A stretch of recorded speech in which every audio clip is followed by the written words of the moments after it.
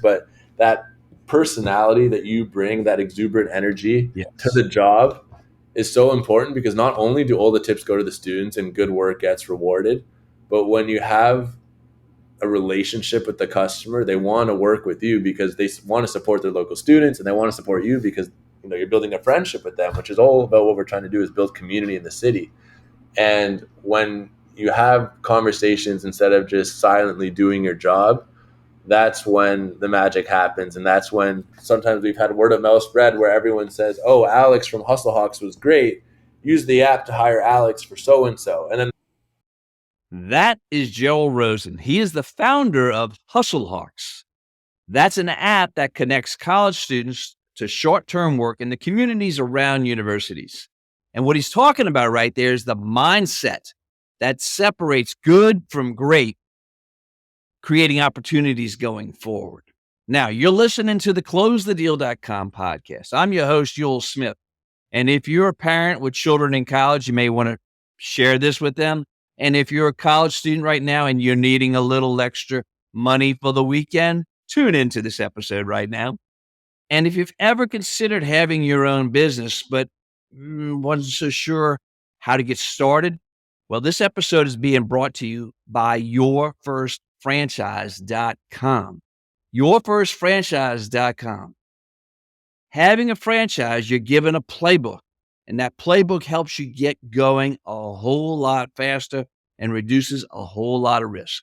Check out yourfirstfranchise.com. Now let's begin the show. Gerald, I want to welcome you to the CloseTheDeal.com podcast. thank you for having me. Let me ask you a question. I know you moved down, and we'll talk about your timeline here in a second, but I know you moved down from Toronto to get this business going. But you've been here long enough to try some really good food. Right. What is your favorite restaurant? If you got a new client you're working with, or a vendor, or somebody you want to work with to do business with on your app, where would you take that person to lunch or to dinner? I really enjoy the local cuisine here, and my go-to spot for meetings such as that has been Superior Seafood on St. Charles. Yeah. I've had numerous meetings there where I've met up with customers, and Okay. good deals have been closed. So it's kind of a good luck charm for me. Oh, I love that. Is there a go-to dish there for you since you've been there a few times? Yeah, so whenever I'm there, I always try to get the fried alligator bites as an appetizer. Ooh. That's something super unique to New Orleans that I've never had prior to coming here. But then I try to mix it up with my main course. But because it is a seafood spot, I always like getting something in that realm. But I've tried different things there, and everything's been great. Awesome. Now, I love this question. Who or what are you grateful for that helped you get you where you are at this stage of your career, which is very early on, by the way? Right. Yeah, it is very early on. There's a lot of people. Firstly, my father, who's my co-founder in this business, HustleHawks. He saw the vision when I told him about the idea when it was just a school project in my freshman year of college 4 years ago. And he loved it. Behind my back, he purchased the URL for the website, and we kind of stashed it on the back burner. And so, he's been really invested, and he's been helping a lot run the business, and it's been paramount to where we are now. And then on top of that, I've had some support from my college back home in terms of getting into their incubator and providing me with some mentorship and some mentors there, specifically Adrian and Richard back home, that really got me on the right path of having the mindset of being an entrepreneur. And other than that, just the support I've had from the New Orleans community, really welcoming me with that Southern hospitality to really embrace the concept that we're trying to push here. So you moved recently from, was it Toronto? Yeah, so I'm from Toronto. My college is in Waterloo, which is an hour west, but in that area, yeah. And then you came to New Orleans. All right. You saw, while you were going to college, in your freshman year, you recognized a problem in the market. What was that? Was this part of a class project, you said? Right. So in my freshman year, all business students, which was my major, were tasked with coming up with a new venture idea. And at that time, as a freshman in college that never really had a lot of time away from home, it was my first time moving out, I realized that I'm personally not that equipped to do, mature adult skills such as cooking, cleaning, laundry. I wasn't prepared for what living alone entailed. But then also at the same time, as a student, it's hard to have the time for a part-time or full-time job between classes, between extracurriculars, between hobbies and a social life. It's just really hard to block off 2 to 9 or 9 to 4. But I envisioned a problem that I can solve where students can do sort of one-off gig jobs that maybe are a couple hours between class or on the weekend, where they can help out their local campus community. So it started off as a school project idea, but then fast forward it into the business now.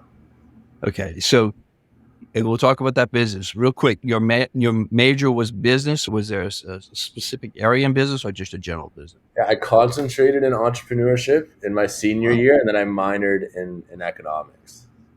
Let's talk about the solution you came up with. Sure. And then we'll talk about how you had to find the right place to launch it and all that stuff.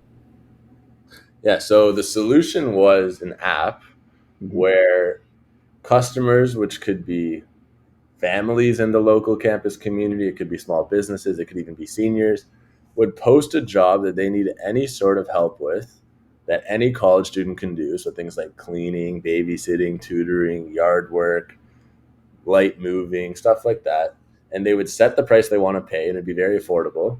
And because it's college students that want to help out the community get to know their local campus community, they can go on the app on the student side and see all the jobs posted and reply to the ones that fit their schedule and fit their skill sets and make money on their own schedule instead of having to have that part-time and full-time work to have money coming in. So for the students, it's solving that problem of having flexible income. And then for the community, it's about meeting your local students and getting typical household needs done affordably. What are the 3 most common jobs you see posted? Do you have data on that? Yeah, I do. So it's cleaning, moving, light moving, and yard work, I'd say, are the 3 most common, although there is a push for tutoring, which I always envisioned would be a big one because, as someone that had tutoring growing up in high school, I always resonated most with college student tutors because they're a little bit older than me, and it was just a better fit. So I could see that definitely catapulting into the top 3. And so how does it work? Let's take it from the customer side first. Sure. How does it work if I'm the customer and I need my house painted? What's the process? Yeah, so you'd sign up on the app. It's called HustleHawks, and we call the customers our Hawks, which got inspiration from my mascot name at my college, where I came up with the idea, which is called the Golden Hawks. So when I came up with it, I was like, oh, this is like a side hustle for students, and we're the Golden Hawks. So I'm going to call it HustleHawks. So we call the students. I love that. We call the students our hustlers. The customers are Hawks. So going back, if you are a customer or a Hawk, as we call them, and you sign up for the app, you would. We have a list of pre-selected jobs that are most popular, but you can really post anything from scratch, although we do stay away from the skilled trades like electrical and plumbing, but something simple like painting or cleaning, etc. You would put in the task name and the details, the date, the time, any other information required, the duration, and then you would set the price you want to pay. So perhaps if it's 4 hours of painting, you want to pay $80. You set that price, there's no extra fees, and then you post it out, and then that is the customer side, and now it's up to the students to reply to you. Okay. And is that price negotiable, or is that somehow another, set in stone? How is that? We really want to be customer focused on the pricing model. So we tell our students no negotiation. When you see it on the job board, we take 25%. So on an $80 job, the students see it for $60 because HustleHawks takes its cut. But we tell the students not to negotiate the price because this is something the customer is comfortable paying and willing to pay. But as a customer, if you're not getting those bites from students, you can always raise your price or change the details of the job to perhaps attract more students. But we don't like negotiation. We want the customer to be happy with what they set the price at. Okay, so that makes it really clean. Really clean. Yeah, that's called the market. And for businesses, it's a business expense write-off because, it's easy to budget. You set the price you want to pay, and it's just a write-off, and you get the help you need for the day. That's awesome. Now, for the student, what's involved? Right. So the students sign up. They put in their school, their student email, and we verify every student's .edu student email. So every single student hustler on the app, as we call them, are verified college students. And so you sound like Zuckerberg. When Facebook started. It started with all just student emails. Right. Yeah. But we want to keep that student focused. Good. They really use our brand. But Makes sense.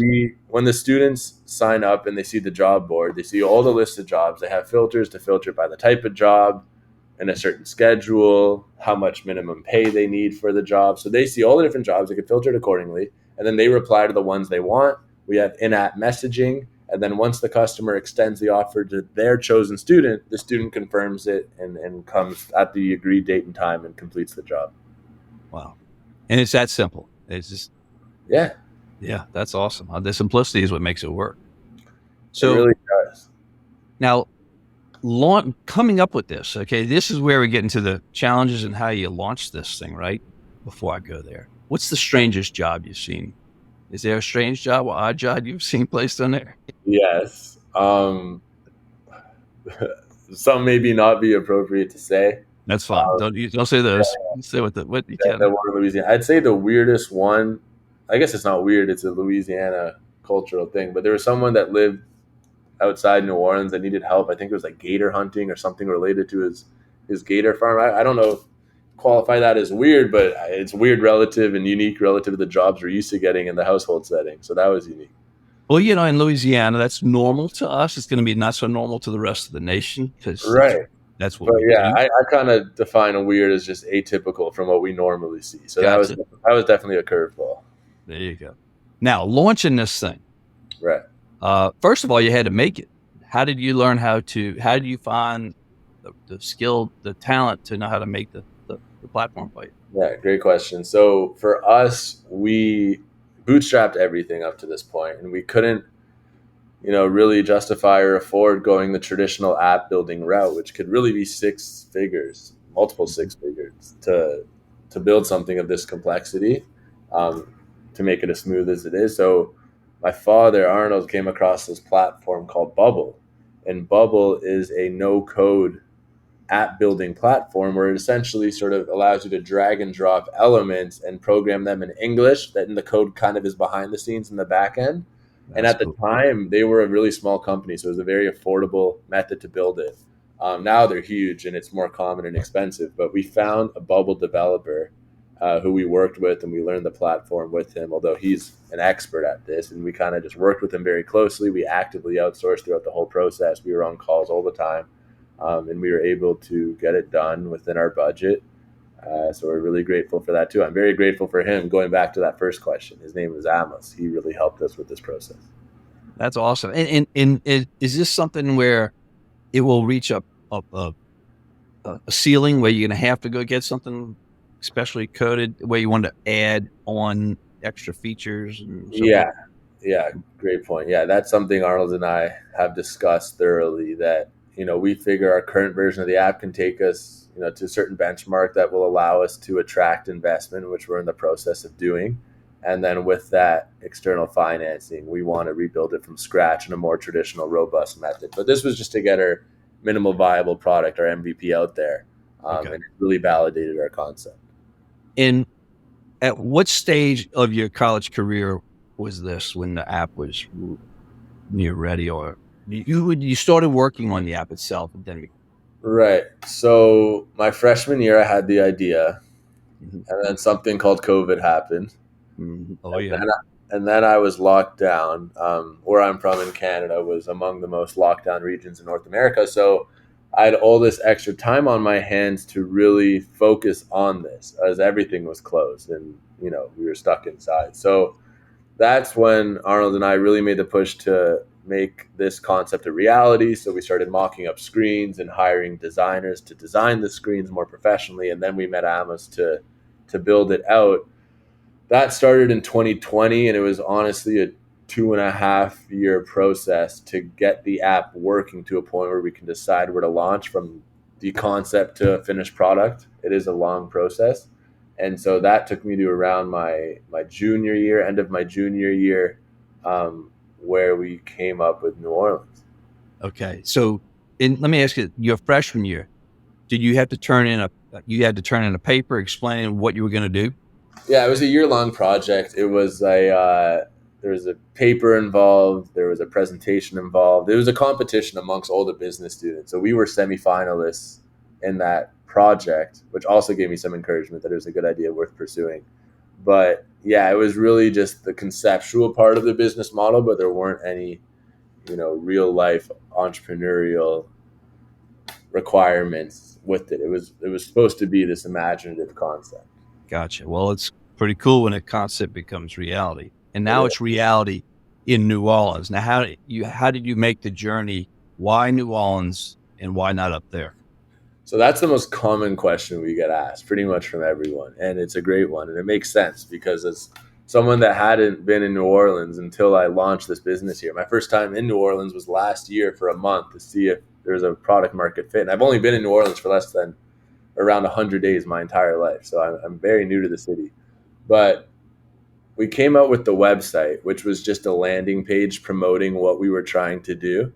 And we got a lot of traction from the South, and Louisiana is obviously in the South. We got hits from Georgia, Texas, Tennessee, etc. But we were trying to figure out why that was, and I think it was a combination of number one, a lot of pride in the local colleges. I think that stems from athletics, but I always tell people like in Canada, you'll never see a local university. We call it university there more than college, but you never see a local university flag blowing in the wind on a nice home. But you see it all the time in the South. So I think it's a Southern pride for the schools. A second thing was honestly it was around the time that Hurricane Ida hit, and we thought that our students signed up could be a catalyst to helping the community get back on its feet.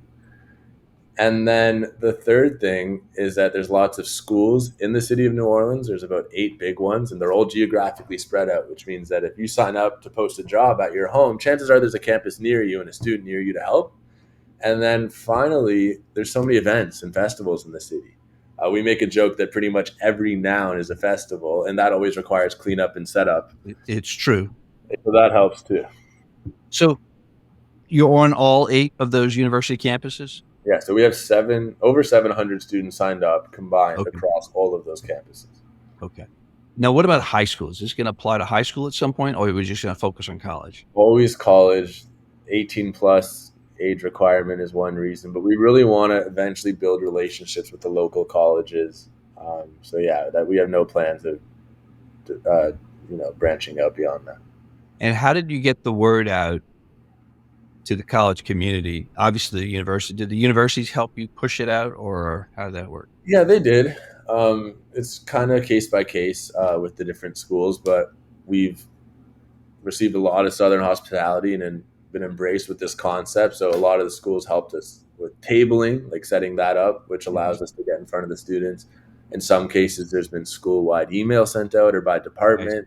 And then I always look to hire local sort of campus ambassadors that have an influence on campus and know a lot of people. And then they sort of table as an extension of us and promote it in their local group chats and classes. That's pretty slick how you did that. I love that. What about good old fashioned flyers? Y'all done that? It's funny you say that. So everyone kept telling me good old fashioned flyers, and we have put them up at the campuses. But I was thinking about how to engage more of the community, the customers, the Hawks, to post the jobs. Yeah. And so I have a flyer right here. So we have a flyer. There you But go. a unique thing I did was to make it more personal. Someone would write a handwritten sticky note on the flyer when we distribute it. And it says, "Hi, neighbor. My friends and I are eager to help. Please call or text this number." And so the flyer, sometimes ends up in the trash, but the sticky note makes it stand out amongst all the other stuff in your mailbox or on your property. And so that's been, I think, a game changer in terms of getting the community on board.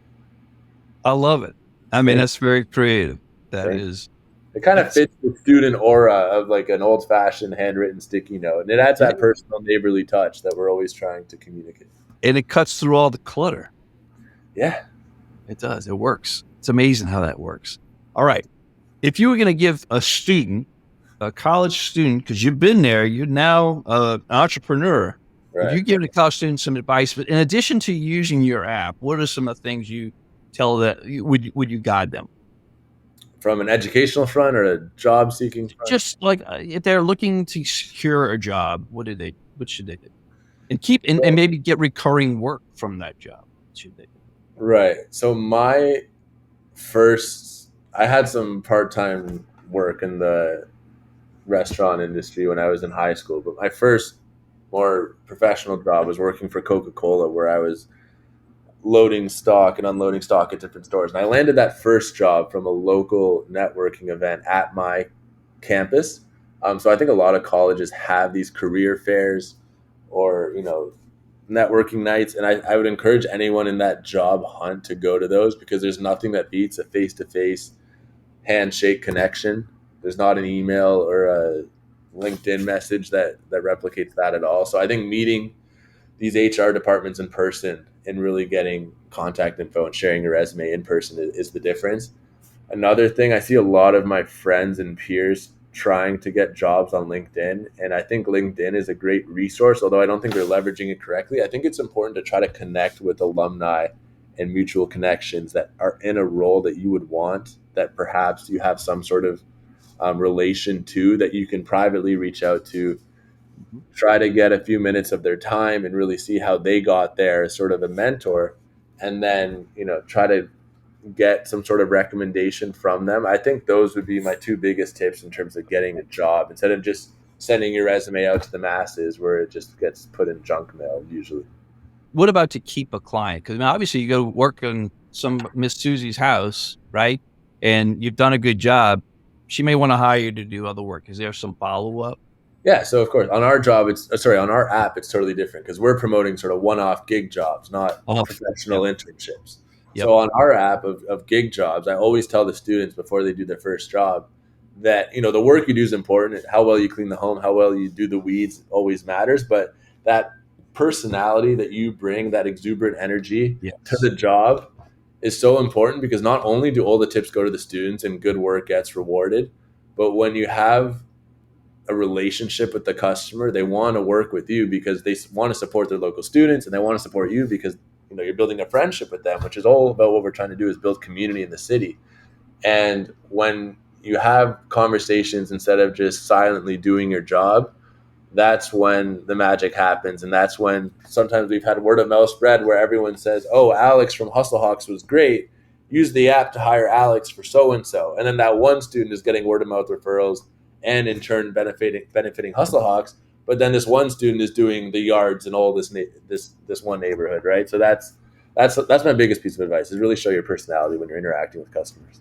I love that. All right, final thing. You've learned a lot. You've learned a ton doing this, and you've realized something a lot of people never even get to, having their own business, and you've done it right out of college.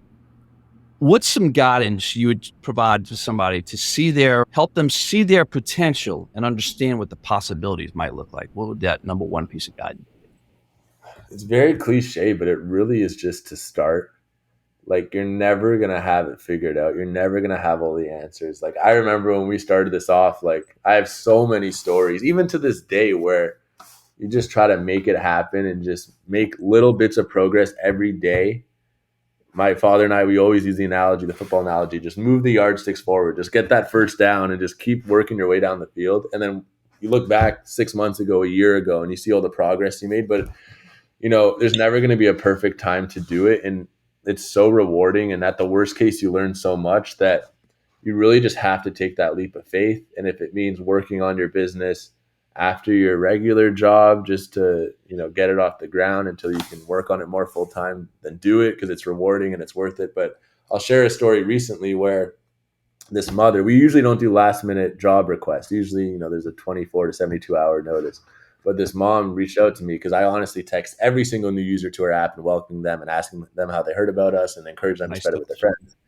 But this one mother wanted her mattress moved out, and she needed it done within the hour because her husband was coming home and he blew out his back, and she knew he would try to do it. So she needed a couple students to do it that very minute.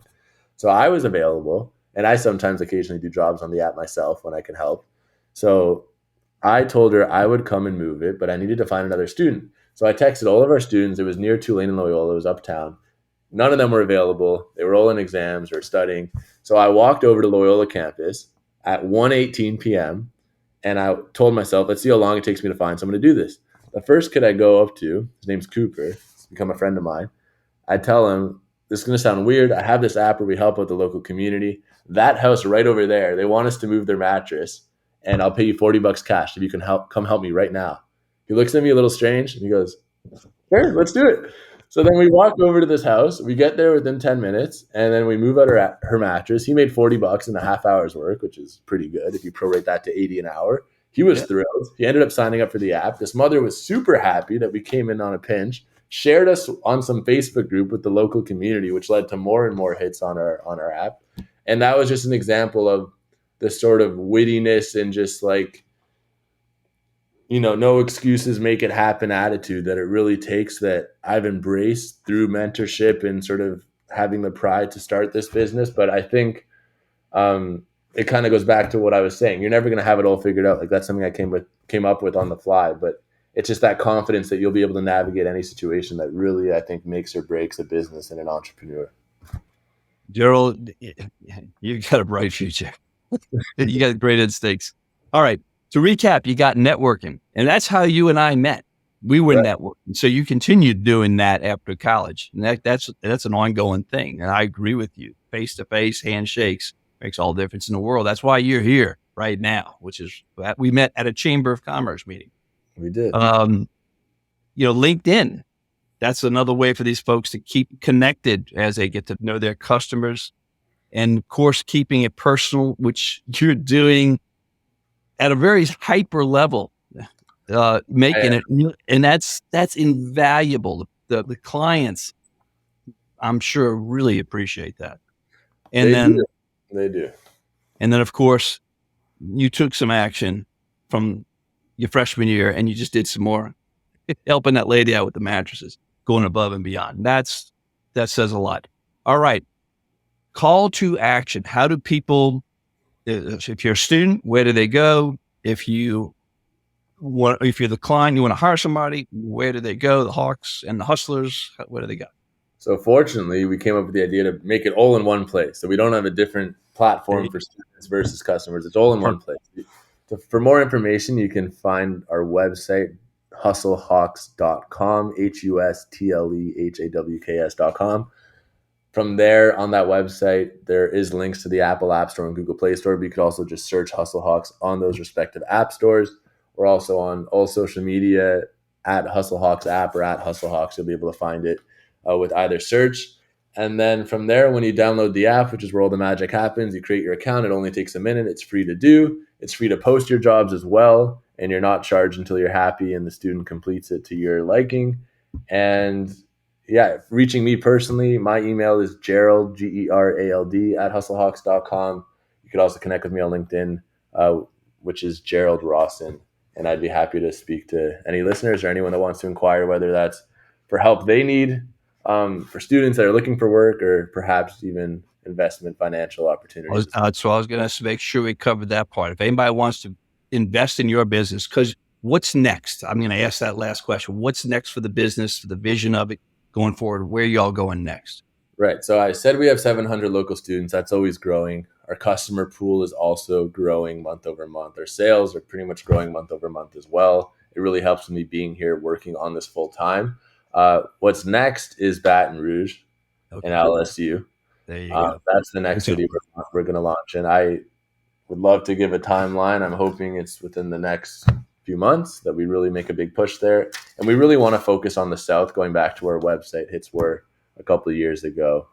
Florida, Georgia, Texas. We're still looking at our next state and what market that'll be, but expect to see HustleHawks and local students helping out their communities all along the southern states for years to come. Gerald, this has been a pleasure.